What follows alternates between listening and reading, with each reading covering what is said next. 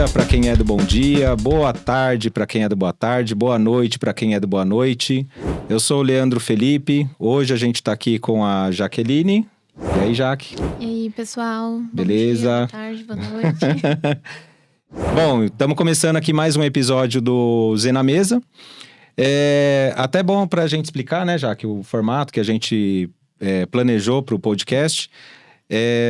A nossa ideia é a gente gravar episódios sempre com um convidado e tentando revezar entre um convidado de RH e um convidado de alguma carreira específica para a gente fazer essas trocas envolvendo área de RH, assuntos de empresa de forma geral e não deixando de olhar também a parte das carreiras, e por isso que a gente traz sempre aí um convidado de alguma carreira também. E hoje a gente está aqui com Danilo Tuba. Olá, boa noite a todos, bom dia, boa tarde. Que bom, prazer estar aqui. Legal, Dan. Prazer meu de te receber.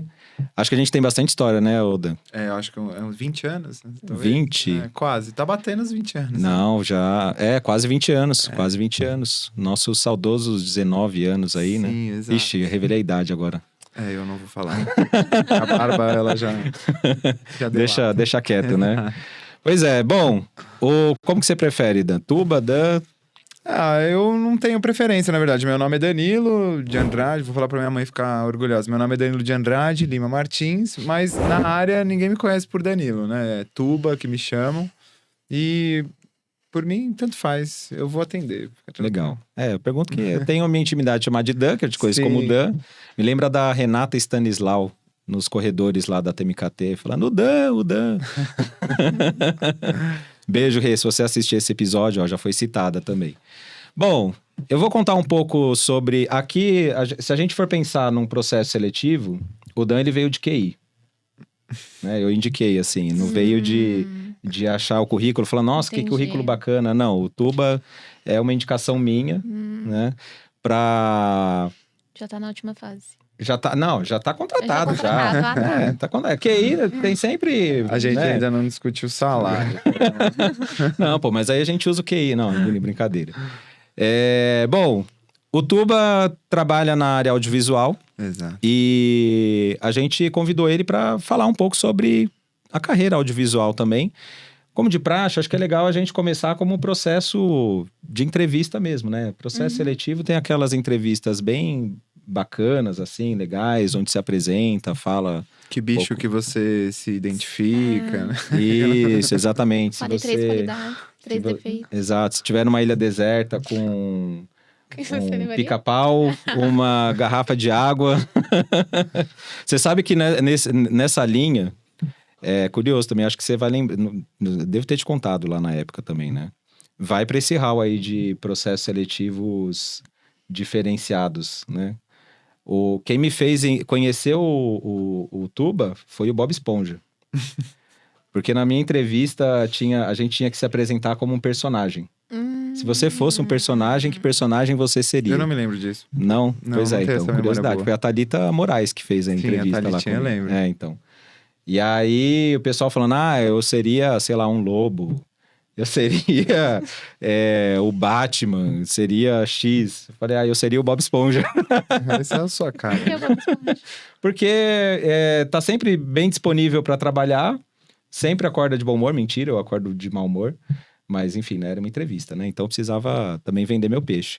E sou sociável, faço amizade com todo mundo e tal. E usa calça quadrada. E uso calça...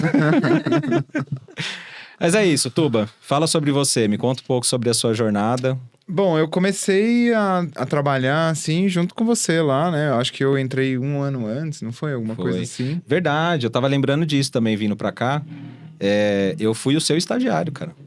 Exato. Eu entrei lá como estagiário e saí como analista... Eu não lembro se era júnior, acho que era júnior. Era júnior? Não me lembro mais, eu fiquei acho que 3 anos na TMKT, né? E foi a minha primeira experiência de trabalho mesmo, numa empresa, né? Eu tinha trabalhado, sei lá, com a minha mãe, entregando lanche na Avenida Paulista, no restaurante dela, sabe? Tipo, coisas assim que eu não entendia ainda o mundo corporativo, como funcionava, processo seletivo e tal. Minha mãe queria que eu fizesse carreira de servidor público, eu falei, vou fazer umas provas aí, mas nunca passei. E daí me chamaram lá da TMKT, a Lívia, porque eles queriam alguém de comunicação dentro do RH. Né? Eu também me questionava, tipo, mas como assim? Eu tava no primeiro ano de faculdade de comunicação social, rádio e TV. E daí eu falei, beleza, vou lá, né? Queria dinheiro pra sair e tal, vou ver o que é. E daí passei pelos processos seletivos, eram 2 processos seletivos. Comecei a trabalhar e ela me entregou um monte de slide, assim, um monte de PowerPoint, falou... A gente precisa dar um jeito nisso daqui, porque ninguém presta atenção, ninguém nada, eu quero dar uma repaginada e tal. Você é da comunicação, você entende? Daí eu peguei aqueles monte de slide de integração, de técnica de venda e tudo mais. E falei, meu, é muito texto, né? Tipo, as pessoas não... Isso foi no início dos anos 2000, era o quê? Final de 2005, se eu não me engano. 2005. Daí eu virei pra Vanessinha e pra Lívia e perguntei, há quantos anos vocês dão esse treinamento? Ela falou, uns 2 anos que tá nesse formato. Eu falei, então vocês já decoraram, né? Delas, já. Eu fiz, então vamos tirar tudo, deixar só tópico. Tipo, porque era isso, né? Eu era jovem. Revelação. Nossa, baita que incrível, revolução, né? Nos anos 2000, cara. Hoje em dia a galera deve assistir isso e falar, nossa, ele usava PowerPoint. Como os maias e os astecas faziam. E... No 4x3 ainda, né? Não era nem a tela expandida ainda. E daí foi assim que eu comecei, né? Tipo, a trabalhar um pouco da comunicação dentro dos recursos humanos, né? Porque eu gostava muito do primeiro ano de faculdade, assim, que a gente falava de história da arte, da comunicação em si. Tipo, não interessa o que você tá dizendo. A comunicação, ela só é feita quando a outra ponta recebe a sua mensagem, né? Então, você pode oferecer um produto de graça pra pessoa e a pessoa se sentir ofendida. Do mesmo jeito que você pode vender um produto para a pessoa, anunciar um produto para venda e ela falar, nossa, isso é fundamental na minha vida, eu preciso. Então é como você passa essa mensagem que na verdade interessa, né? E essa foi sempre a minha preocupação quando eu cheguei em RH, porque eu tinha 18 anos, eu comecei a usar social e me colocaram na frente de uma sala de 30 pessoas para dar treinamento de integração, assim. E eu nunca tinha feito nada, né? Eu era ainda uma criança. E daí...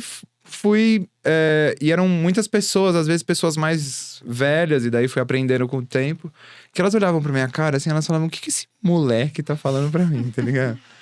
E eu aprendi a usar técnicas, assim, né? Eu pegava os operadores, fazia, tipo, teatrinho, colocava eles na situação, porque era melhor do que eles verem um moleque de 18 anos ficarem falando. E daí eu acho que, a partir daí, foi quando eu comecei a construir essa questão de passar conhecimento, assim, né? Que eu nunca... Nem que eu não tinha no começo, eu não tinha experiência nenhuma, mas me embasei naquilo dali para aprender a como comunicar isso, como passar uma mensagem. E daí essas pontas foram se juntando, assim, para o que eu faço hoje, que é coordenação de pós-produção, né? Eu nunca tinha ouvido falar sobre liderança. Tipo, liderança, para mim, liderança era o técnico de futebol ali, que ficava ali do lado só. E daí a Lívia e a Vanessinha começaram a me explicar essas coisas, principalmente em vendas, né? Porque o call center é um negócio muito agressivo, né? Então, eu fui entendendo ali qual é o papel da liderança para motivar um operador ou um supervisor e tudo mais. E isso foi construindo. Eu lembro que eu estava começando a editar. Daí eu pegava uns filmes, eu peguei Ray Charles, porque eu queria falar de superação, que as suas limitações físicas não... E daí eu editei um teaser lá, mostrei pra Lívia, eu falei, vamos dar um play no final do treinamento? Ela, vamos, então, sabe? Tipo, eu trazia essas coisas, dava uma arejada ali no RH, porque o RH, nessa época, ali, pelo menos, eu não tinha conhecimento de outros, mas era um negócio muito fechado, assim, era tipo... um departamento pessoal, só que cuidava de pessoas, né? Tipo, trabalhava com números, com turnover, né? Que se falava e tal.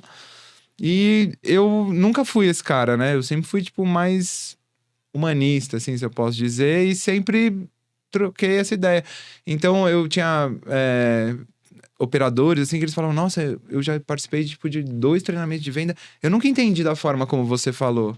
Porque era isso, na verdade, eu era um palhaço também, fazia um monte de palhaçada lá na frente, mas não pra entreter, pra, tipo, trazer os caras pra perto de mim, né? Mas você foi um grande professor pra mim em treinamento também. É mesmo? Até hoje eu vejo as pessoas que eu acompanho, conheço de treinamento, meu, eu acho que essa essência de tratar um jeito mais leve ali em sala e tipo, olhar para a pessoa como pessoa mesmo também no treinamento, sabe? E também era isso que eu podia entregar, sacou? Porque eu não tinha um baita de um conhecimento, eu não tinha feito RH numa baita de uma faculdade. O que eu podia entregar era a forma de trocar ideia, né? De acessar os caras. E eu conseguia isso. Assim. E como que você saiu de lá? Você sabe que eu não tenho a memória de quando você saiu e para onde você foi. Eu lembro que a gente continuou trocando ideia. É porque daí a gente mudou, né? A gente trabalhava aqui na Zona Oeste de São Paulo e daí a empresa abriu um site aqui na Zona Leste, né? Zona Poá. Leste. Quase não mais Zona Leste. E era muito difícil pra mim. Eu morava na Serra da Cantareira, tinha que ir até Guianazes, fazer baldeação, pegar outro trem, enfim. Mas você saiu lá da TMKT e já entrou na área também de rádio e TV, né? Eu saí de lá porque eu consegui uma vaga de estágio no SBT. E foi CIE, eu não me lembro se era CIE ou Nube, assim, mas foi nesses catadão, não foi indica. E na área do audiovisual, geralmente é quem indica, né? O pai que trabalhava. E eu nunca tive nada no audiovisual, né? Nem conhecimento, assim, tipo... Eu decidi com o meu melhor amigo no elevador, assim, a gente falou, por que a gente não faz rádio e TV? Nossa, é legal. E daí a gente foi fazer inscrição na faculdade, sabe? Que é o Harry. Sim. Mas eu não tinha nada, assim, não tinha família nesse lugar, não tinha amigos. Perdão. E daí fui me inscrever nesses CIEs e tal, e caí lá no SBT. Fui conversar com o saudoso Augustinelli, que já não tá mais aqui com a gente, que foi um paizão, assim, caí na criação visual, ou seja, eu dei muita sorte. Porque geralmente quando você faz, você vai pra produção, assim. Então no SBT tinha muita gente estagiário que estudava que ia pra produção do Caso de Família. Então, mano, era o dia inteiro, tipo, na van, correndo atrás de casa, na periferia. Tipo, era muito treta, assim. Mas agora é polêmico, né? Sim. É verdade ou é mentira? É verdade. É verdade? É verdade. Tipo, agora, se as pessoas estão mentindo pra produção, eu não te garanto, entendi. entendeu? Então a produção não é armado. Não, É real. Eles fazem o trabalho deles, eles vão lá pra comunidade buscar as pessoas. Tem sempre, tipo, um pastor ou uma pessoa da comunidade. Eles não entram, né, em qualquer lugar, assim, tipo, porque são lugares de difícil acesso. Geralmente existem zonas de conflito e tudo mais. Então, tipo, eles entravam nas comunidades, já tinha uma autorização de uma pessoa ali e tal. Mas era real. Agora, se as pessoas estão mentindo, na época o cachê era, sei lá, R$150. E tem muita gente que faz muita coisa por 50. 150, então. Então, assim, eu não consigo saber se as pessoas estavam mentindo ou não. Que é tão esdrúxulo uns casos, né? Que a gente fala, meu Deus, tem algumas não é coisas que são muito possível. bizarras. Não é possível isso. Não pode ser verdade. Não, mas o João Kleber também é muito real. É. Muito Eu me real. prostituí pra comer hambúrguer. Muito Eu real. engravidei de um Pokémon. Sou careca. Então, a O TV... careca, não, esse é o ápice dele. a TV tem disso, né? Tipo, a ética, ela é algo que é conflituoso na comunicação eternamente, né? Tipo, eu trabalho com edição. A edição, ela coloca um presidente e ela tira um presidente. Tipo, principalmente no mundo que a gente tá hoje em dia e o que vai ser daqui pra frente com IA e tudo mais, se as pessoas não se ligarem nisso do poder da mídia, tipo... realmente algo muito perigoso. Mas não tem muito como saber, assim, porque também as pessoas, elas fazem de tudo pra aparecer, sabe? Tipo, eu já vi cada coisa, assim, que eu falo, meu Deus do céu, cara, só porque você quer aparecer na TV e ganhar 2 mil seguidores. Mas é isso, né? Cada um tem os seus valores e tal. Tipo, eu sou uma pessoa completa. Eu tá aqui, assim, por exemplo, com câmera e tal, falando no microfone, pra mim é surreal, porque eu sou um editor da caverna, assim, tipo... Eu vou nas gravações, eu fico, tipo, no cantinho, assim. Se precisar de alguma coisa, me fala, tá ligado? Eu achei até estranho. Bom, vamos revelar, né? Acho que chegou a hora talvez rápido demais, mas a grande revelação, né? A sua participação no Casamento às Cegas. Eu achei fantástico aquilo lá. Não, mas aquilo dali, então, o que eu gravei, eu postei, foi justamente uma piada, assim. E a maioria das pessoas falaram, mano, você tá tirando onda, né? Você nunca participaria desse negócio. Eu mesmo mandei, vá. Pronto. Eu fui na gravação, eu não... participo de toda a gravação, né? Eu vou sempre, tipo, no pré-light, assim, porque como coordenação de pós, você meio que junta tudo, né? A gravação, a direção, o cliente e a sua equipe de pós. Explica um pouco pra gente nesse processo Vamos pensar assim, da produção de um conteúdo, né? Ou seja, uma série, um vídeo. Eu acho que até em propagandas também, que eu acho que você chegou a Já atuar, fiz, né? já. Como que é essa estrutura da esteira produtiva ali e os papéis aí que estão nos bastidores também? É uma área que se trabalha muito com terceirização, assim, então, tipo, por exemplo, um canal, um streaming, contrata a produtora, ele tem um formato, né? Tudo é formato. Então, um programa, eu não posso chegar e você registra o formato do seu programa, eu vou lá, gravo ele e saio com o mesmo nome, com a mesma identidade visual. Não pode, né? Então, geralmente, as produtoras têm formato ou os streamings têm formato. No Casamento às Cegas, por exemplo, é da Netflix. E ela contrata uma produtora que contrata outros terceiros para realizarem os projetos, né? Tipo, a área do audiovisual ela é muito pejotizada, né? Tipo, existem poucas oportunidades com CLT. Geralmente são nos grandes players, tipo Globo, Record, Netflix tem ainda uma parte. Mas a maioria das etapas operacionais de quem faz é todo mundo PJ. Então é uma empresa grande que contrata uma outra empresa grande para realizar. E essa empresa grande contrata microempresas que vão fazer esse trabalho em equipe, né? E aí a esteira da produção igual, você trabalha no pós-produção, né? Eu Então tem trabalho equipe lá no de final. filmagem, Exato. tem... Tem a pré-produção, que é a idealização de tudo. Então, onde a gente vai gravar, como a gente vai gravar, que câmera a gente vai usar, qual vai ser o casting, o que a gente precisa produzir de locação, enfim. Tudo que a gente planeja, a gente chama de pré-produção. Boa. A produção é efetivamente quando a gente abre câmera e vai pra rua gravar, ou vai pro estúdio e tudo mais. Por exemplo, quem vê o lugar onde vai gravar para ou ter licença ou alugar, é tudo na pré-produção. Exato. Trabalha muita gente nessa área aí que não é de rádio e TV também, né? Olha, Digo muita gente, assim, mas sim, deve ter alguns papéis que ali tem meio que um mashup disso, né? Porque tem gente do cinema, tem gente da publicidade, por exemplo, é engraçado, né? Porque falar audiovisual, eles trabalham com vídeo. E não precisa de um cara lá que é o controller, que ele vai fazer as custas da parada inteira. Então, ele é um financeiro. Eu, por exemplo, que sou, tipo, artístico, edição, eu nunca conseguiria fazer uma planilha lá. Daí tem sempre uma pessoa do jurídico, ou seja, um advogado que trabalha para o audiovisual, para ele poder ver essas coisas de licença, naming rights e tudo mais. Então, assim, é uma área... Inclusive, hoje saiu uma notícia que a área do audiovisual, ela movimenta 70 bilhões de reais, né?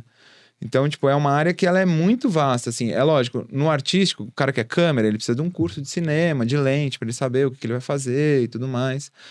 O cara da colorização, ele precisa saber o software, ele precisa saber a composição das cores e tudo mais. Agora, existem várias outras áreas que são, como se diz, que estão no mesmo guarda-chuva, mas que são de outras coisas, sabe? Tipo, por exemplo, tem muita gente do TI que trabalha com pós-produção. Então, é um cara do TI, ou de rede, ou de software e tudo mais, que ele trabalha para pós-produção. Então, ele é um cara que ele fez lá a faculdade de TI, Engenharia da Informação, não sei qual que é, mas ele se especializou em quê? Em fluxo fluxo de transmissão de vídeo, e a gente usa rede, usa VPN. Então, assim, é uma área que meio que ela abrange tudo. Quando você vai gravar, você precisa de um catering. Sabe? Tipo, e esse catering, o quê? A comida lá que todo mundo vai comer, você precisa de uma cozinheira. Não adianta, tipo, o cara lá da produtora que faz tudo, ele, não, vou fazer o almoço aqui. Então, é uma área que ela abrange muita coisa, né? A minha parte sempre foi operacional e mais voltado pro artístico. Agora, com a coordenação, que eu tenho saído um pouco mais da linha de frente do artístico. O artístico que você diz é... É montar a mão na massa mesmo, operar ali, montar, sabe? Pegar um take, colocar depois do outro, com uma trilhazinha embaixo, um efeito, tipo, isso que eu chamo de artístico, editorial, né? Que é a construção mesmo, que é o que o editor faz, o que o sonoplasta faz, ou que o especialista em cor faz. Então, trabalha mais operacionalmente.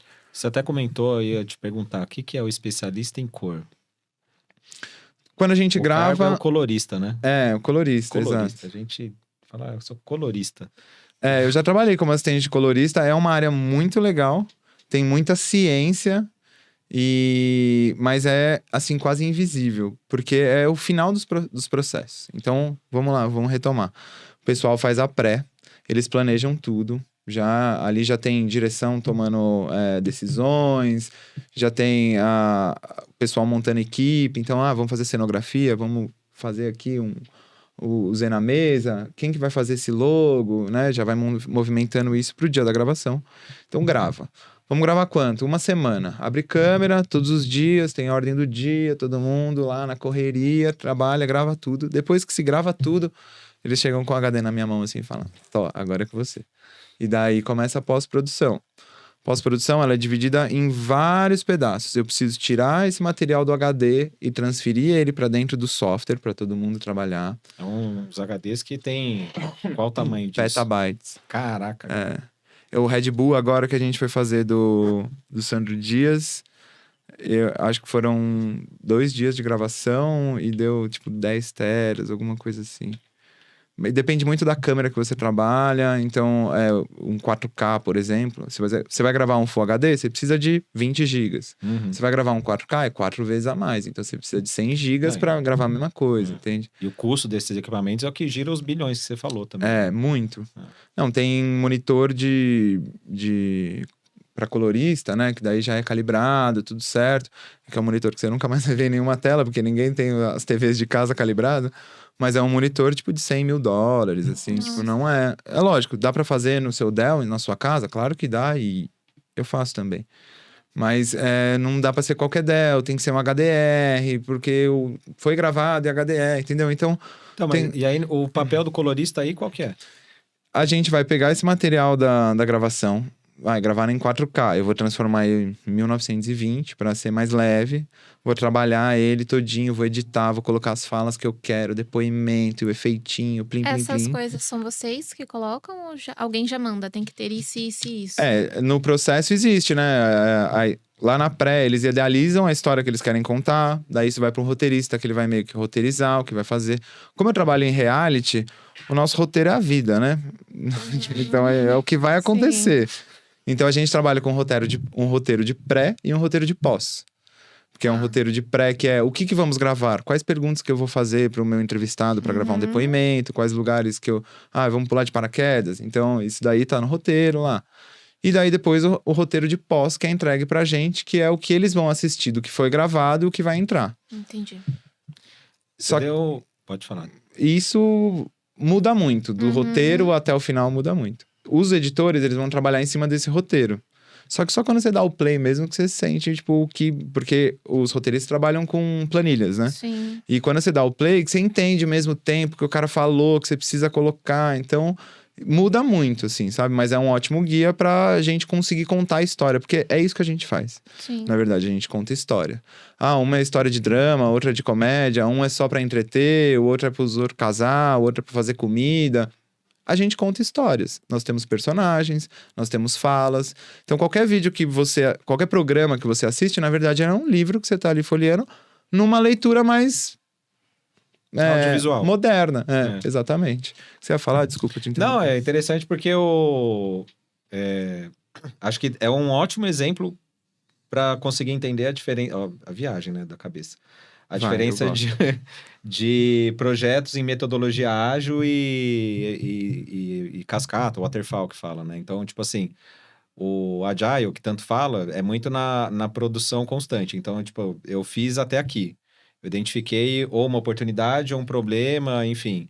E aí você faz todo o planejamento a partir desse ponto para você avançar mais um pouco. Então, numa gravação de um reality, numa produção de um reality, é muito nesse método Agile aí. Enquanto no Waterfall, né, o cascata, enfim, que é o outro processo, é aquele projeto que tem começo, meio e fim. Você já sabe da forma como vai começar, como vai executar e como vai concluir. Tipo, você já tem o roteiro pronto já, né? Sim, bom, eu faço reality há 17 anos, acho. Não, uns 15. Nossa, tudo isso? Eu tô na área há 17. Qual o primeiro reality? Deixa eu ver. O primeiro reality que eu fui... Conta essa história dos realities aí. Nossa, pra é gente. muita coisa. É porque os projetos, geralmente, quando você só edita, você tem ali uns 3, 4 meses no máximo pra você montar todos. E daí depois vai embora, né? Eu quero descobrir qual foi o famoso que você fez ficar mais famoso e mais Ah, eu cancelado. já fiz tanta gente bosta famosa, cara. Eu quero saber os cancelados. Nossa, pega lá a lista do De Férias com Ex e... Rau.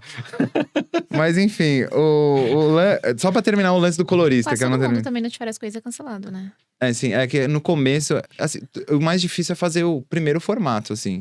Então, De Férias com Ex veio pro Brasil. Você vai fazer uma brasileirada dele. É o mais difícil e é o mais legal.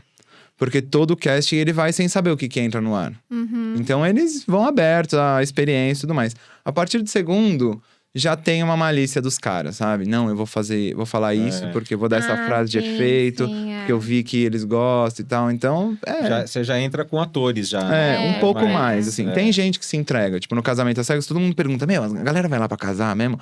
Alguns vão e outros não. E dá pra perceber. Você A vê gente que tem gente tenta, ali tipo, que... dar uma selecionada justamente nesse Mas dá pra nesse perceber ponto, quem assim. vai pra casar realmente e quem só foi pra aparecer. Mas eu acho legal, assim. Eu acho que é o retrato realmente do que a gente vive, sabe? Tipo, existem pessoas realmente que estão aqui pra viver e outras que estão aqui pra se mostrar. Sim.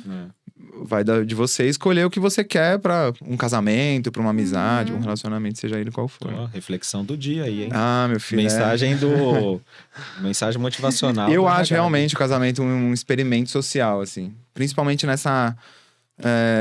o casamento às cegas, né? Não o casamento em geral. Que pode Não ser deixa de ser entendido também, dessa né? forma também. Mas o casamento às cegas, ele tira tudo que a gente tá acostumado, assim. E eu falo isso porque eu sou um privilegiado, eu tenho visão, eu me atraio pelo visual. E a gente vive essa era, né? Em que todo mundo posta o corpo, a cara, os sucessos na rede social. E quando você tá ali trocando ideia só com uma pessoa, quando você realmente você sente afinidade por aquela ideia, pela sintonia, né? Quem tem mais essa área sensitiva aguçada, você consegue perceber isso fora da visão. Porque a visão, ela é uma bênção, mas ela nos atrapalha muito. Tipo, muito, assim. Sim. Uma pessoa que é um mau caráter, mas ele tá bem vestido, você já entende completamente diferente do que um maltrapilho que você encontra na rua, entendeu? Porque a visão é o seu conceito, você tem toda uma estrutura de mundo pensada a partir da sua visão. E o casamento, de certa forma, ele tira isso de você. Você vai ouvir a voz, tipo, eu não posso chegar lá e falar, como é que você é? Eu sou preta, tenho 1,50 m. Você não pode, tipo, se descrever. Mas pode falar, Já tentaram se descrever lá e sempre tem, foi né? desclassificado? Não, desclassificado não, mas Acho que tipo... A Cássia já vira ali e fala, não pode. É o... Acho que eu já assisti algum. Big A voz de Fone lá, Deus, atenção. Acho que eu já assisti algum. Acho que foi algum do exterior. Que o cara, porque eu sou um homem branco, não sei o quê. Aí, putz, não podia Não falar. é pra falar. Porque é justamente pra tirar isso, né? Mas você pode ser malandro e jogar nas regras. Eu sou uma altura ideal pra ficar embaixo do seu braço, tá ligado? Tipo, já fala que você não é alto. Tipo, eu não... Enfim, existem formas. Eu não vou Sim. ficar aqui dando easter egg pros caras, porque tomara que tenha outras temporadas. Mas assim, eles podem usar isso. As regras Sim. estão ali, jogando ali, vai ficar à vontade. E é o que eu acho tão... E a galera zoa, né? Mas ele não gosta de mulher gorda. Quando ele viu ao vivo, ele não quis mais. Eu entendo, tudo bem. Mas a partir do momento em que você defende essa tese, ele não gosta de mulher gorda, ele já não tinha que estar no casamento às cegas. Exatamente. Porque ele já tem um padrão de beleza definido pela imagem que ele não aceita, entendeu? Sim. Então aquele experimento, na verdade, é para pessoas que querem conhecer pessoas. E não formas, cores, enfim, outras coisas. Por isso que eu acho fantástico fazer o casamento. Eu acho isso legal. E aí, bom, vamos lá. Mas também a gente tá saindo de férias com o ex para um casamento às Exatamente. cegas. Um que a proposta é... É o contrário, né? É porque eu já Pois é. fiz de tudo, né? Então, aí do de férias com o ex, você passou por quais já? O primeiro programa de TV que eu fiz, que eu queria falar do Nego Lima, que me deu essa oportunidade, foi o Poker das Estrelas, que era do Otávio Mesquita na Band. É reality também? Não, era um programa de TV. Tá. E daí os famosos jogavam poker e tal, e a gente editava essas mesas e passava, tipo, na Legal. Band e tal. Daí eu saí e eu fiz isso numa produtora de publicidade, era uma peça só de conteúdo. Lá eu fazia Skol, Havaianas, enfim, várias coisas. Mais como assistente, né? Fiz algumas séries, fiz FDP da HBO, fiz Oscar Freire, trabalhando com uns montadores, assim, feras, Márcio Hashimoto, Alexandre Boechat, André Dias, tipo, uns caras que me formaram, assim, no que eu tenho de concepção mesmo, artística. Isso foi quando eu saí da SBT, né? Daí eu fui pra Pródigo e depois da Pródigo eu saí meio dessas áreas de produtora e fui pro reality. E daí o meu primeiro reality foi o Ídolos, que era Fafá de Belém, Supla Ai, eu e adorava. Caim. Nossa. Meu Deus do céu, Na aquele cast era um Record, né? inferno. Nossa, Exato. era demais. Acho que foi 2012, se eu não me engano. Aquilo Nos foi rendeu bons demais, memes até hoje. Sim.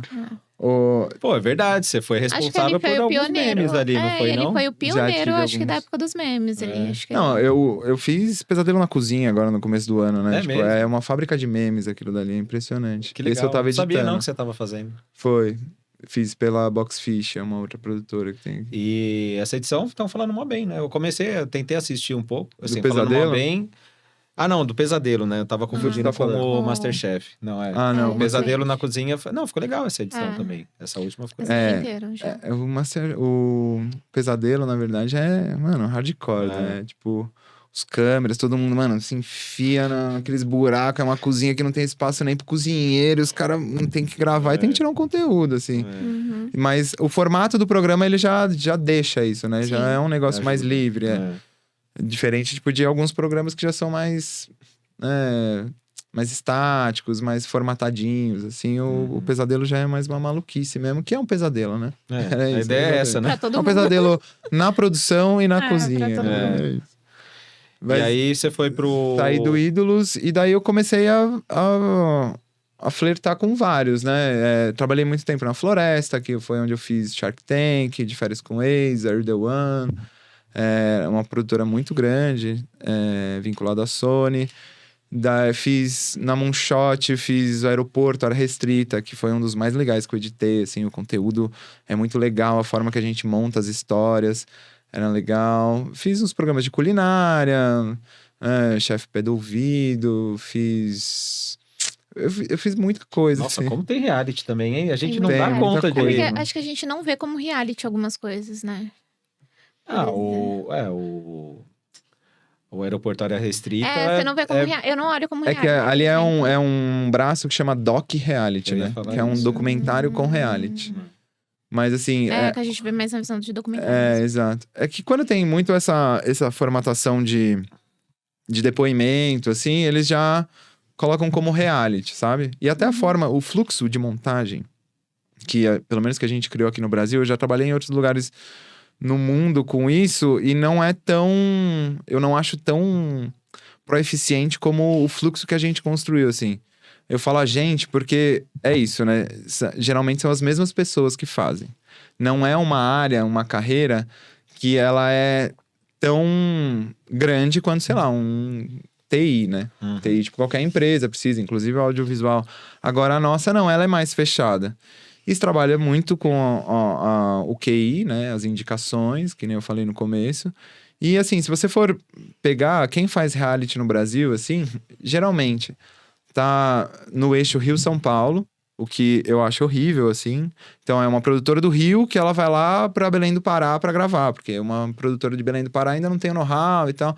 Então, quando vem um cliente grande, ele já vem no eixo Rio-São Paulo, porque ele tá acostumado com isso daqui. E vou te falar, são sempre as mesmas pessoas, assim. Eu encontro as pessoas que fazem, sei lá, o Ilhados com a Sogra, fazem também o Casamento, que fazem o Dance em Brasil. É igual o mercado de dublagem, por exemplo, né? Sim, audiovisual também, né? Digo assim, os profissionais da dublagem... Geralmente são os mesmos. E pega no pedaço da produção em si, né? A dublagem? Sim, é porque daí você já tá produzindo num estúdio, né? Eu digo assim, é igual a dublagem, porque a dublagem ela é mais vista, né? Porque a gente ouve a dublagem e fala, essa é a voz a gente do... até, às vezes, quando muda, né, o dublador, a gente, nossa, mas essa não era a voz muito, dele, né? A gente se exatamente. sente muito. Porque a voz né? É o personagem ali, não tem como. Se você mudar a voz, sei lá, do seu boneco lá da escolinha já não é mais a mesma Ou coisa. a gente percebe a mesma voz em vários personagens. Nossa, mas essa não é a voz Sim. do dublador. Ele dublava exato. tal É. pessoa. Quando eu era Direto criança, eu eu fazia muito essa É, relação. um nicho muito pequeno. Eu faço isso direto. Às vezes eu vejo alguma série, alguma É. coisa, eu falo, é a voz do Mike, É. do Breaking Bad. Aham. Aí. É um nicho muito pequeno. Sim, geralmente são essas pessoas. Eu não sei se é por conta do know-how. Eu acho que na verdade tem vários, né? É o know-how, é o quem indica, é tudo isso. E quais são as maiores produtoras que tem hoje no Brasil? Porque, pelo que você tá falando, tem um mercado bem restrito aí também, né?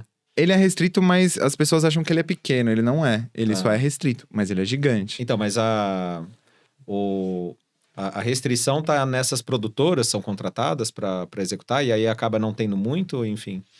Ou, pelo Ou contrário, não assim, às vezes é grande porque vai mudando. Hoje é floresta, mas amanhã é desmatado.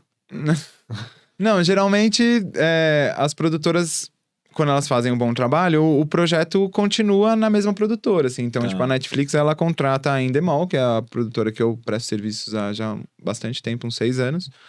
Que é uma das maiores do Brasil, né? Na verdade, ela é uma multinacional. E como, não, eu fiz o Casamento às Cegas com ela e sempre funcionou, vou manter o time, entendeu? Fecha como se fosse uma sociedade, assim. E daí é isso. Pelo menos eu Endemol penso. é uma das grandes produtoras hoje também. Sim, é dona do Big Brother, dona do Masked Singer. Ela tem muitas produções há bastante tempo. É que aí é grande porque vai dos tipos de produtoras, né? Por exemplo, produtora de É isso. reality, a Endemol, ela é forte. Exato. Produtora De série e filme, a O2 é uma das maiores, né? Então, tipo, tem esses nichos também. Existem as produtoras de publicidade e as produtoras de conteúdo. Publicidade faz filme publicitário. Daí, dentro disso, tem a produtora de varejo, que é a que vai fazer o do Carrefour, o frango a R$15,99. E tem as produtoras que só vão fazer os filmes de lançamento, manifestos. Então, tipo, é muito segregado, particionado, né? entendeu? Até dentro da produção mesmo. Tem um cara que faz uma coisa, tem um editor que faz isso, outro que faz aquilo, outro que faz...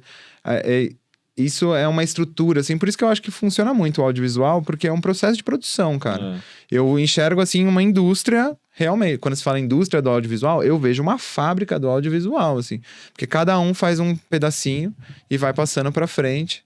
E esse é o negócio que eu mais brigo em todas as produções, que, tipo... Não adianta você gravar e você achar que o seu trabalho acabou. Não, alguém vai pegar aquela gravação e precisa continuar, precisa saber o que vai fazer, né? Até o final, que sou eu lá assistindo a master... Precisa estar tudo costurado, porque senão informações se perdem, takes se perdem. Tipo, por isso tem milhões de relatórios e tudo mais. E daí tem as produtoras de publicidade e tem as produtoras de conteúdo. Produtora de conteúdo tem série, tem produtora de filme, tem de programa de TV, tem jornalismo, tem reality show, tem produtora que só faz documentário. Então, assim, tem muitas produtoras e dentro delas tem as maiores e tem as menores, assim. Eu não consigo listar porque... Infinito aí. Eu até nem sei, né? Tipo, eu posso ser muito injusto. Mas nessas produtoras você vai se encaixando. Eu acabei ficando com reality, já fiz muita coisa, mas acabei ficando com reality porque era uma outra época também, era reality de tudo. Agora já tá dando uma baixada.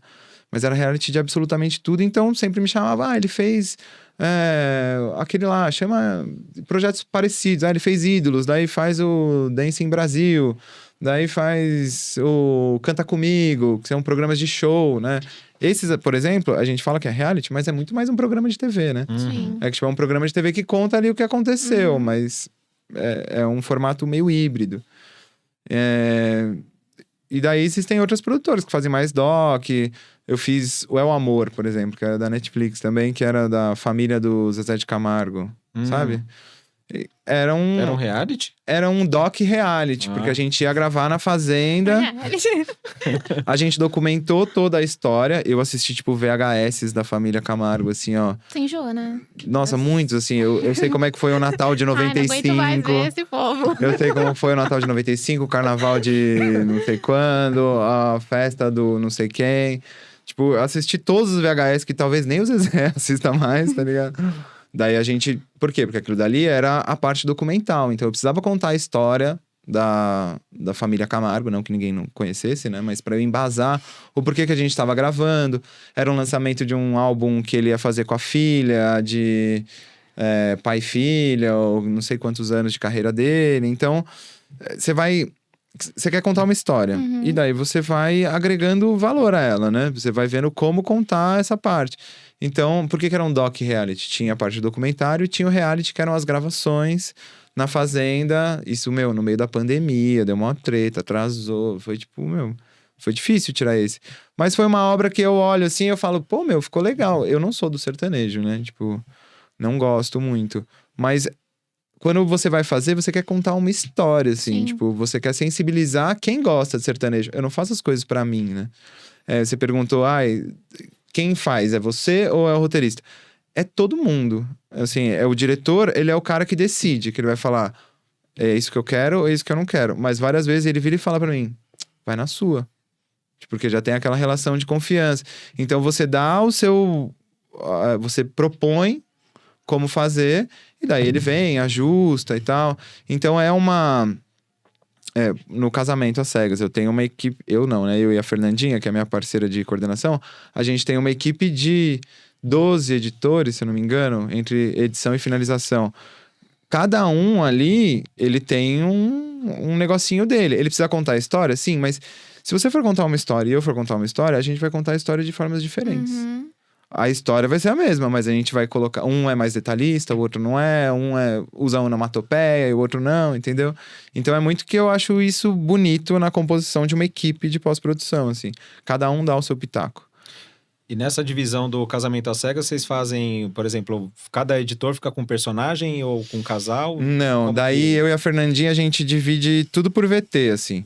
Então, por exemplo, tem a cabine da Jéssica e do Leandro. Você edita essa cabine da Jéssica com o Leandro, o outro editor edita a cabine da Luciana e do Mário Sérgio, entendeu? Então, tipo, a gente divide todo o programa pra gente agilizar e ganhar frente nisso. Até porque essas divisões vêm pela matéria bruta, né? Então, tipo, o editor X ficou com a gravação dessas câmeras aqui que focou nesse momento. Exato. Esse Faz tem que sentido. assistir tudo. Não, eu não assisto mais tudo, mas os editores assistem o bruto inteiro pra eles saberem. Porque às vezes você rouba uma falinha ali que, encaixa melhor, assim. Daí Entendi. Agora, depois, eu e a Fernanda, a gente assistiu o que todo mundo editou, porque a gente precisa dar unidade pra isso, né? Cada um conta uma história de um jeito diferente. Só que a gente tem um formato, a gente tem um jeito já que a nossa audiência está acostumada a ouvir a história. Então a gente meio que unifica tudo isso e vai passar por um outro processo que é a finalização. Daí são os finalizadores que eles vão justamente afinando o trabalho da edição. Aí troca trilha, troca take, isso aqui tira daqui, bota lá, volta aqui, enfim, essas coisas. E daí vai para aprovação da direção. A direção, então, vem falando, não, vocês fizeram tudo errado, refaz tudo. Ou não, fala, olha, precisa ajeitar aqui, essa parte eu não gostei. Entendeu? É um trabalho de várias mãos.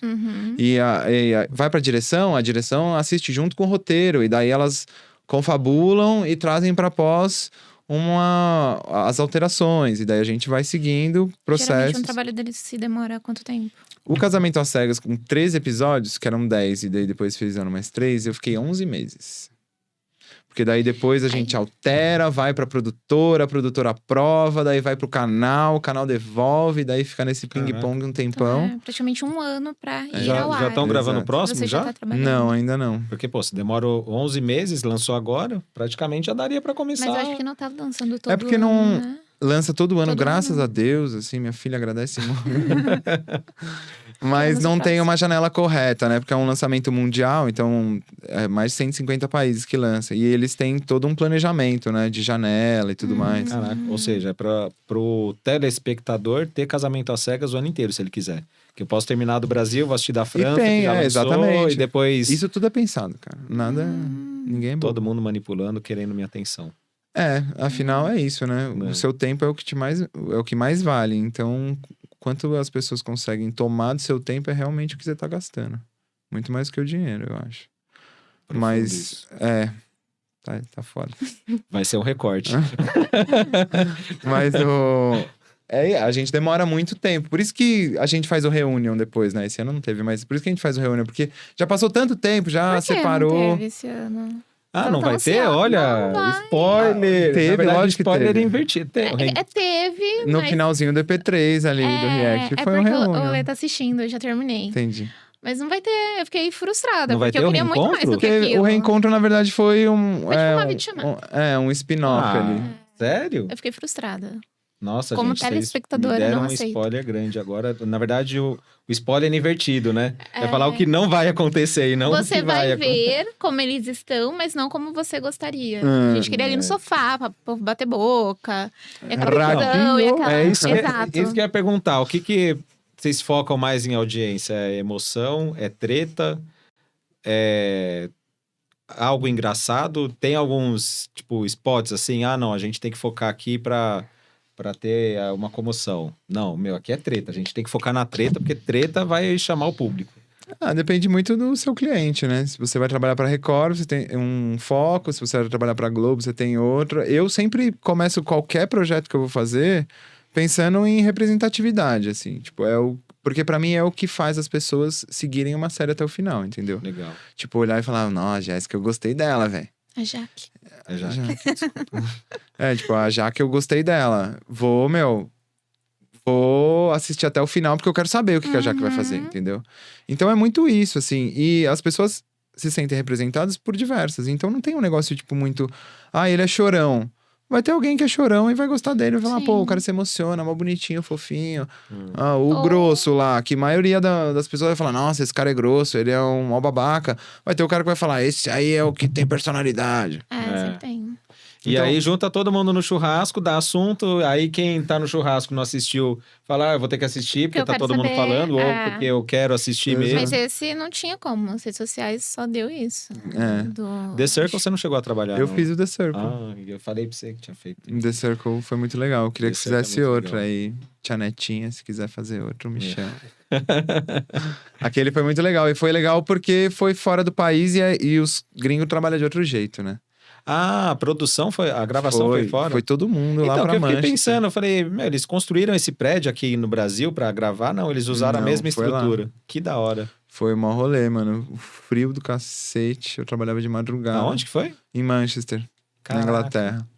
O americano, então, também Foi é gravado todos lá. gravados no mesmo lugar, né? Que da hora. Era um prédio que eles iam lançar pra vender e daí, tipo, meio que eles alugaram pra fazer a produção. Hoje em dia deve ter gente que mora lá no prédio do The Circle. com Fechou o certeza. The Circle? Não vai ter mais? Então, eu não sei, na verdade, né? Eu sou, tipo, prestador de serviço da NET. Mas às vezes então eu acabo a estrutura do prédio ali é muito característico para Airbnb também, né? Sim, e pode fazer em outro prédio, É. assim, tipo, The Circle 2, outro prédio. Eu não tenho... Eu acho que o formato, ele, inclusive, permite isso. né? Foi legal pra ver como é que os gringos trabalham, assim. Os britânicos, eles têm um negócio de processo de produção muito forte. Tipo, muito assim mesmo. É bizarro, assim, o quanto... Eu acho que quando eu fui trabalhar lá, que eu entendi o porquê da Revolução Industrial, tá ligado? Porque senão, mano, eles vão trabalhar o tempo inteiro e vão tirar o seu couro. Mas eles têm um...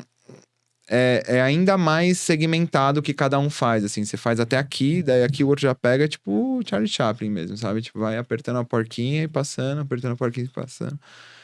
Foi muito legal por conta disso, assim. Mas eu acho que o brasileiro ficou mais legal. E não foi porque a gente editou, não.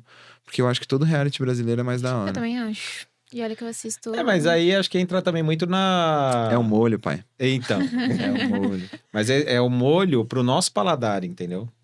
O latino em geral, assim. Eu pode vejo... ser.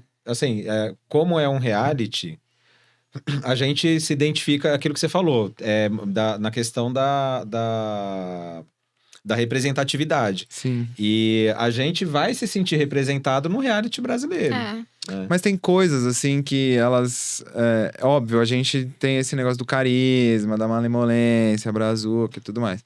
Mas tem coisas, assim, que a gente adaptou quando chegou aqui. Qualquer projeto. A troca de trilha, tipo, a gente, vem um projeto que ele tem só música clássica, chega no Brasil, a gente mete um funk, pá. A gente vai colocar um sambinha. E o samba e o funk, eles têm mais swing. É, eles- mas eu tava lembrando de doc realities, agora já peguei o termo. Nova terminologia. Nova terminologia instaurada com sucesso. Que o brasileiro não achei tão legal. Qual? Mas é porque o americano é tão icônico que aí a gente olha o brasileiro e fala, é isso? 2, o... Do peso lá, gente, do... Do peso? que é... Do... Quilos mortais? Quilos Mortais. Quilos Sim, é da mortais, Endemol é. também. Endemol Da Endemol produz, também, né? O brasileiro... Bom, os dois é o mesmo motivo. Tem o Quilos Mortais e tem o dos acumuladores lá. Acho que é acumuladores Sim, mesmo, né? acumuladores, Que eu jurava que era mentira aquilo lá, gente. Porque dos É bizarro. Estados Tem Unidos é o bizarro. Muquiranas também, né? Que fizeram O Muquiranas. brasileiros também. É Endemol. É o Muquiranas. Esses Não é dos acumuladores, não. O Muquiranas, que tem o Ah. brasileiro e o Quilos Mortais. Aí, eu acho que talvez tenha até a ver com a representatividade. Desculpa, gente, mas enfim, talvez até, enfim. Mas no americano ele fica meio caricato o negócio. E aí tem a ver com o americano, enfim. A gente olha e fala, o americano.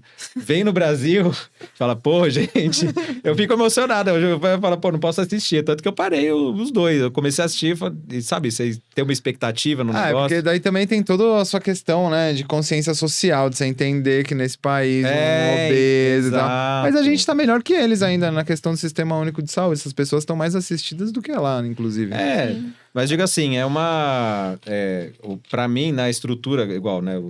Realmente, a maioria dos realities brasileiros desbancam, acho que por essa questão. Mas esses dois eu vejo que eu falo, pô. Sim, você gosta mais Tem do- o Catfish também, que o brasileiro ficou uma merda. É. Aquele Sim. ficou Era muito da ruim. Vaiko. É. Tem um lance que o que é melhor, né? Tipo, eu digo que é melhor porque me dá mais, pessoalmente, isso não é um... Pessoalmente me dá mais vontade de assistir. Mas se você for comparar o orçamento dos caras, a câmera que os caras usam, as traquitanas, ou não sei o que lá, obviamente que eles são superiores a gente, né? Tem isso. O americano, ele sabe fazer show como ninguém no mundo. Tipo, o show business nasceu nos Estados Unidos, né? Uhum. Tipo, se não nasceu, eles reinventaram de uma forma que você já não lembra mais como é que era, sabe? Porque é isso, eles têm umas estruturas, eles colocam uns travelings, gravam de head, com lente, blá blá blá. E a gente não tem isso, né? A gente é guerrilha, país de terceiro mundo. Vamos colocar a câmera ali e sair gravando. Então tem muito isso, assim, você sente a textura da imagem e tal, o que é diferente, que lá existe uma qualidade melhor. Mas eu acho o brasileiro melhor porque a forma de contar a história do brasileiro é boa, mano. É tipo, o cara ele vai dar um depoimento, é o cara tomando uma breja com você no barzinho da esquina, Sim. saca? Tipo, Uhum. não, fia, você não sabe, não sei o que lá. E o americano não. Ele já vai falar assim, porque ele, tipo, ele já é pronto pra aquilo, tá ligado? E é o que eu falo de, os melhores realities são os primeiros, por quê? Porque é o cru, é o real. Uhum. Agora, Ilhados com a Sogra, nossa, quando lançou foi... é muito bom, né? Eu Nossa. gosto Agora, e muito o do formato. segundo já foi legal também, mas é isso, você já vai esperando já, né? Sempre assim, não tem jeito. Agora uma dúvida. Porque o mercado é tão difícil, esse mercado. Você falando, trazendo, eu falo porque eu já quis trabalhar nesse mercado. Minha primeira graduação, eu fiz rádio e TV também. É mesmo? Fiquei... Você fez Rádio TV? Fiz rádio e TV. Caramba. Cursei 1 ano de rádio e TV. E eu acho que... Até eu vejo a minha turma na época também, as pessoas que cursavam. Se eu olhar hoje o meu ciclo de pessoas que eu tinha nessa época, acho que ninguém trabalha na área. Sim. É Porque muito... o mercado, assim, ele é muito, muito, muito difícil, muito nichado de entrar. E você, tipo, hoje, te conhecendo, você falando como é o mercado, você vê que tem muita coisa pra fazer. Muito. Mas é muito difícil de entrar. Assim, pra quem quer entrar nesse mercado, muitas vezes você acaba indo procurar outras profissões, porque você fala, gente, aqui é impossível de acessar. É muito difícil. Eu acho que nunca é só um fator, sabe? A taxa de convergência de quem estuda e vai trabalhar e consegue se incluir no mercado, eu acho que ela é muito baixa mesmo. E existem os fatores, que nem eu já falei, do lance... A gente tá trabalhando com mídia, né? Então, tipo, pessoas adoram aparecer e colocar os seus filhos para aparecerem.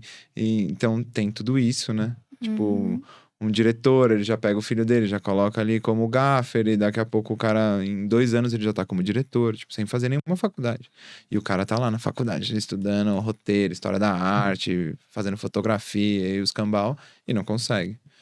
Então tem muito isso, né, dessa sociedade privilegiada, porque é uma área Hoje em dia, todo mundo é cineasta, né? Você pega o seu iPhone, você, vai na sua quebrada e você faz um filme lindo ali, depois coloca no seu computador, edita e já era, você é um cineasta.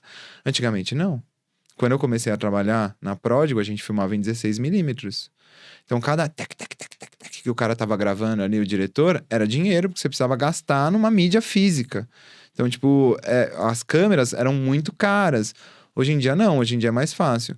Então, eu não acho, hoje em dia, tão fácil. Eu acho mais banal, assim, a minha área. Não acho tão difícil você entrar, porque é isso. Tem vários YouTubers que eles são milionários e eu nunca vou ver o dinheiro que eles têm. E eles começaram a gravar, tipo, na casa deles com o celular, entendeu? Então, a área...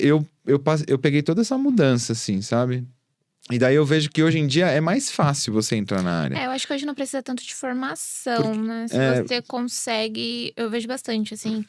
procura um editor de vídeo. Se você tem um bom portfólio... E o editor de vídeo, hoje em dia, você paga uma cerveja e 2 coxinhas, ele já é um editor de vídeo. Tipo, os cachês estão, assim, um absurdo, sabe? Porque qualquer um quer ser youtuber. Na época que eu entrei... O montador, não era nem editor, o cara era chamado de montador. Ele passava 2 dias na produtora, ele tirava 30 mil reais, assim, que eu falava, caralho, tô aqui o mês inteiro ganhando 2, tá ligado? Porque eles tinham um status, assim, tipo, a montadora do Tarantino, era só ela que mexia nos filmes do Tarantino. Então, tipo, tinha um status, uma glamorização, que hoje em dia não tem mais. Mas hoje em dia tá mais fácil entrar na área do audiovisual, não sendo profissional. Tipo, você sendo um amador e ali você ir aprendendo. Tem muito fórum, tem muito EAD, tem muito... Tudo que você consegue se desenvolver, né? Agora, na área do profissional mesmo, TV, produtoras grandes e tal, sempre foi muito difícil, assim. O que eu vejo é que hoje em dia a gente tem o setor inteiro do audiovisual, ele é pioneiro, assim, na questão de inclusão. Então, eu vejo muito mais pretos trabalhando comigo, muito mais mulheres trabalhando comigo, muito mais trans trabalhando comigo, que antes você via menos. Então, tipo, a trans você ia ver na maquiagem. E hoje em dia você vê a trans em qualquer um dos... diretora, roteirista, sabe? Então, abriu um pouco mais isso. Até na pós mesmo. Eu falei da montadora Tarantino. Antigamente, só quem editava era mulher. Tipo, em Hollywood. Os diretores tinham sempre as mulheres que eram as montadoras dele. Não sei em que momento isso foi mudando e virou só homem. Então, quando eu entrei, a pós-produção, assim, era tipo um reflexo do patriarcado, assim, nojento. E isso mudou muito com o compliance das empresas, né? Com tudo que tem acontecido. Mas a questão de você... O que eu mais enfrento hoje com pessoas novas que trabalham comigo é o comprometimento. Porque é isso, são poucas produtoras, né, que a gente falou. Se você se queima em uma, dificilmente, dependendo do que você fez, dificilmente você vai arranjar emprego em outra. Entendeu? Então, e se for algo relativo a comprometimento, se for, eu não sei editar, senta aqui, ó, você faz assim, ó, tchac, tchac, tchac, tchac, tchac. Você pega esse take, você vira aqui, a gente vai, né? E eu acho que eu trago muito isso da época de treinamento e desenvolvimento, assim. Eu gosto de nego que tá afim, sabe? Se ele... Tipo, não sabe fazer um codec, não sabe o que é isso. A gente explica, mano. Passa uns links de tutorial, tá tudo certo. Agora, o comprometimento é muito difícil porque é uma área aberta, assim. Ninguém bate cartão. Eu trabalho da minha casa há 5 anos. Desde a pandemia. E, tipo, eu não vou entrar na ilha do editor pra ver se ele tá editando. Tipo, ele tem que me entregar no dia certo e tal. E as pessoas se perdem com isso. Quando eu era assistente de colorista, eu trabalhava numa produtora muito grande. Tinha um frigobar, assim, ó, no canto da minha... Que todo mundo vinha beber, tinha, vodka, cerveja, o caramba. Mas, tipo, durante o dia ninguém ia lá. Ninguém ficava enchendo a cara. É uma área que você precisa trabalhar com essa liberdade e saber da sua responsabilidade ali dentro. Existem pessoas que não estão prontas pra isso. E eu já vi muito, assim. Então é remoto? No último dia eu vou lá e faço. Daí eu dou um play, eu vejo que o cara fez em 8 horas. Ele teve 72 pra fazer, sabe? Tipo, então são coisas que você vai pegando e essas pessoas vão ficando de escanteio, assim, infelizmente, sabe? É uma área que você precisa ter a sua... Eu não sou um coordenador que eu vou ligar e vou falar, tá editando? O que você tá fazendo? Mas, tipo, quando eu assistir o seu corte, eu vou saber se você fez isso com cuidado ou se você fez de qualquer jeito, sabe? E eu acho que é aí que muitas pessoas novas se perdem na área. Porque a área da oba-oba, da TV, de tirar foto com o famoso e o cacete, sabe? Tipo, e se ludibria com esse glamour e nunca mais vai ganhar cachê, sabe? Então, eu acho que por eu ser da pós e eu nunca gostava muito de ficar nessa babação de famoso, eu nunca liguei muito pra essas coisas. Mas você vê muita gente nova entrando e falando, nossa, eu vou trabalhar, meu... A produtora do Big Brother. Cara, você nem vai ver. Você vai ficar, tipo, na sala da sua casa. Tipo, mas é isso. No máximo, te chamam um dia pra ir no estúdio e entrar na cabine lá, né? É, É o exato. que você fez. É que eu vou nos pré-light, né? Uhum. Porque é onde eles setam as cores e tal, não sei o que lá. E é isso, eu faço casamento às cegas há 5 anos. Tipo, foi a primeira vez que eu entrei lá pra tirar uma onda, tirar uma foto, porque tava com toda a equipe, foi um dia legal. Após, hoje em dia, quase não se vê, porque é todo mundo remoto, então a gente se encontrou lá. Não tem muito essa troca, né? Porque a gente tem troca com pessoas específicas da produção, não com a equipe inteira. Então, quando tem uma festinha de final de projeto, nossa, os editores, mano, é igual pinto no lixo, assim. Você vê os caras que você nunca viu, sabe? Tipo, se divertindo e tal, porque é difícil. A gente já é uma área que fica no final. Enquanto o câmera já tá lá em 3 outros projetos, a gente tá no mesmo, sabe? Rola isso. Bom, passou já 1 hora, gente. A gente nem viu. Eu falo muito, né? Falamos, Tá né? maluco. Mas aqui a premissa é essa, ô Tuba. A gente só chama a gente que a gente sabe que fala. Senão... Sim. Ah, não, essa Não, conversa tem aqui vai podcast. continuar, pessoal. É. Ali no boteco da Foi, esquina até umas exato. 3 da manhã. A gente faz uma live. Bom, a gente tem uma curiosidade, né, Jaque? Acho que é o momento pra gente Bora. fechar com chave de ouro. Vamos usar só a última edição, né? Tá. Porque puxar muito antes também vai ficar meio difícil de lembrar. Tô com medo. A última edição do Casamento às Cegas, quem ronca? Ai, cara, ali os 50 a mais é difícil achar Todos. quem não ronca. É brabo. Porque a gente ficou pensando na edição que tem acesso a essa matéria-prima Sim, bruta. a robótica fica lá. Tudo que eles fazem a gente vê. Então, e o ronco não passa nessa... A não ser que seja muito, assim, de... Às vezes a gente coloca pra dar uma zoada. Se eu não me engano, no 4, o Teve Valmir um, né? roncava. Se pá. Às vezes a gente dá uma zoada, mas é isso. É tipo... É uma matéria que você tem, né? É a brincadeira, sabe? É. Tipo, eu acho que é pra isso, assim. O que tem roncar? Tipo, todo mundo ronca, todo mundo peida, todo mundo brocha. Ah, o outro lá broxou com a outra. Quem que não broxou? Me fala. Você. Vai falar você, não broxou também. Porque se eu brochei, eu não me lembro. Não, mas são coisas, tipo, naturais. Que daí, quando você vê exposto na TV... Ai, meu Deus, tá ligado? Mas tem os participantes que não gostam quando o programa vai ao ar. É da sempre edição, culpa da né? edição. Já Nossa, entrou no vocês processo estão me já? vendo. Eu não, eu tenho um jurídico aí que vem atrás. Antes de chegar em mim, tem muita gente. Acho que agora é um risco de você estar aqui, Fui né? cancelado, é culpa da edição. Tô dando... Não tem problema. Eu acho isso maravilhoso, assim, porque é tipo quando você não tem mais nenhuma desculpa sobre as coisas que você mesmo falou, e daí você vai colocar a responsabilidade em outra pessoa. É o que todo mundo faz. Aí, ó. Mais um recorte, vantagem que vale pra qualquer profissão, inclusive. Sim, relacionamento e tudo. Exato. Tuba, te agradecer demais por você estar aqui. Cara, pra mim Eu que agradeço. você sabe que é um vínculo ad eterno. Você é um assim. irmão, mano. Sempre que precisar, me chame. Um prazer te conhecer, já. Prazer foi meu. Obrigado, Jaque, por mais um episódio também. Obrigada, gente. E é isso, né? Ficamos por aqui. Acho que abrimos vários leques aí. Foi legal você ter falado do aeroporto... Como é que é mesmo? Área restrita. Área restrita.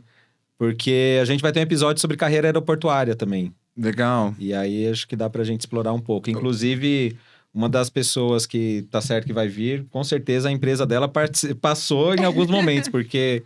Não, o trabalho dos caras é, assim, incrível. É. Tipo, da aduaneira ali, eu elogio porque eu vi de perto ali o material bruto e eles trabalham mesmo. Tá maluco. Um negócio punk. Bom, gente, é isso. Ficamos por aqui. Obrigado aí pela nossa... Por nos acompanhar nessa Isso. conversa também. Bom, nos siga, compartilha, fala pro papai, Fale pra bem, mamãe. fale mal. Falem bem, falem mal. Não vamos ter edição do Tuba nessa vai no gravação. bruto, né? Meu Vamos com Deus, material não tô bruto acostumado mesmo. com isso. Pois é. E é isso. Foi bom estar com você, Tuba. Obrigado. Valeu, obrigado. E até o próximo episódio. Até, pessoal.